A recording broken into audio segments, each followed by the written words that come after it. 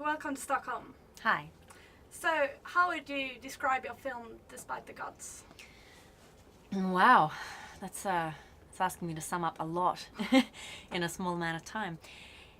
The way I like to look at it is it's more than a behind the scenes. I think it would be very easy to look at Despite the Gods and think it's just another movie about a movie. But it's more than that. It's a story about a mother, a single mother, a woman, a daughter, a director who gets out of her comfort zone, kind of has this personal breakdown as she kind of fights her demons, which is what all artists go through when you're making your art, and learns a lot about herself along the way. So it's a physical journey because she goes from America to India, gets kind of caught up in Bollywood.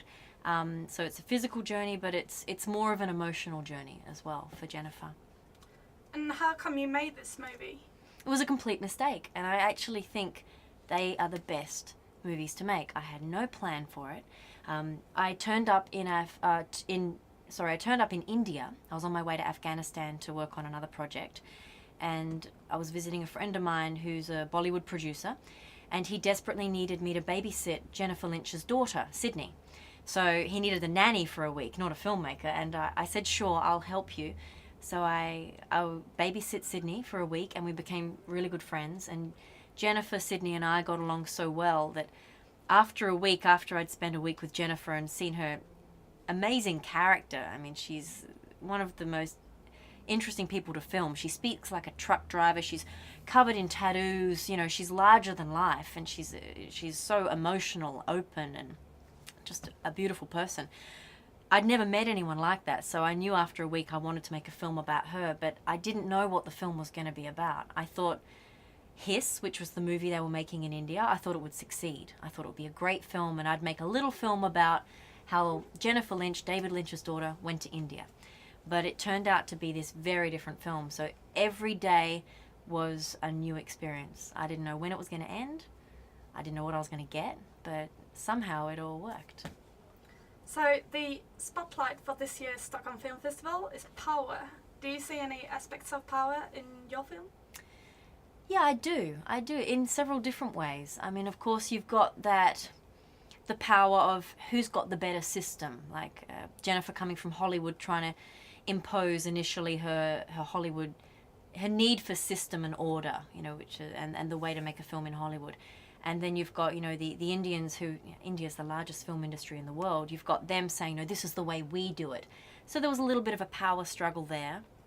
You've also got the fact that Jennifer's a white Western woman coming to a very patriarchal country, but almost becoming sexless in a way, because you almost can't look at her as just a woman. She's this kind of creature beyond sex, beyond any label. So I think in that way she has this way of being a powerful person without being dominating or cruel or negative or harsh. And the other way I see power in it is that I think the most powerful thing we can do as people is to be vulnerable and to be open and to be weak. And the strength in the film for me isn't necessarily about the facts of the film, like it's a film about XYZ, Jennifer goes to India. The powerful part about the film for me is the fact that Jennifer shows the most vulnerable parts of herself, but she gathers strength from being so honest, and that's how she makes her connection with people, by being this vulnerable person, but strong enough to share that. So finally, apart from your own film, is there any film that you'd recommend people to see at this year's Stockholm Film Festival? Oh, wow. I haven't seen as many films as I would have liked to see, but yes, there is a couple. I have seen one before called Safety Not Guaranteed. It's wonderful, it's magical, it's funny. It's about, the human experience in its raw and vulnerable state. I love that film. I've heard a lot about another film called Lotus by a Chinese director I met the other night, and I really hope I get a chance to see that one. But aside from that, I haven't seen any other films, so no, they're the two I recommend. Thank you very much. Thank you.